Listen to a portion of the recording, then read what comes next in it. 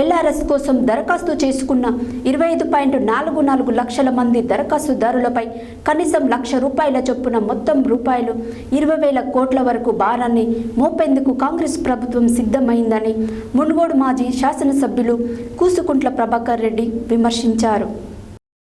గురువారం మునుగోడు నియోజకవర్గ కేంద్రంలో ఎలాంటి ఛార్జీలు లేకుండా ఎల్ఆర్ఎస్ను అమలు చేయాలని డిమాండ్ చేస్తూ మునుగోడు మెయిన్ సెంటర్లో ధర్నా కార్యక్రమాన్ని నిర్వహించారు. ఈ సందర్భంగా మాజీ శాసనసభ్యులు కూసుకుంట్ల ప్రభాకర్ రెడ్డి మాట్లాడుతూ ఎల్ఆర్ఎస్ పేరిట 25 లక్షల మంది దరఖాస్తుదారుల నుండి 20,000 కోట్ల వరకు వారి రక్త మాంసాలను పీల్చడానికి కాంగ్రెస్ ప్రభుత్వం సిద్ధమైందని ఆయన ఆవేదన వ్యక్తం చేశారు.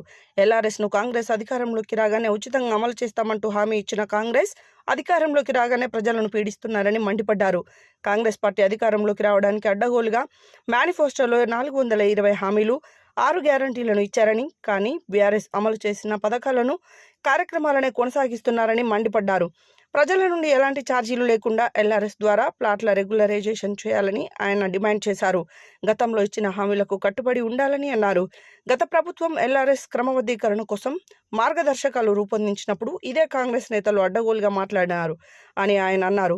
ఇప్పటికైనా రాష్ట్ర ప్రభుత్వం వెంటనే ఇచ్చిన హామీ మేరకు ఎల్ఆర్ఎస్ కార్యక్రమంలో ఎలాంటి ఛార్జీలు వసూలు చేయబోమని ప్రకటించాలని, లేకుంటే భవిష్యత్తులో బీఆర్ఎస్ పార్టీ ఆధ్వర్యంలో పెద్ద ఎత్తున ఉద్యమాలు చేస్తామని హెచ్చరించారు.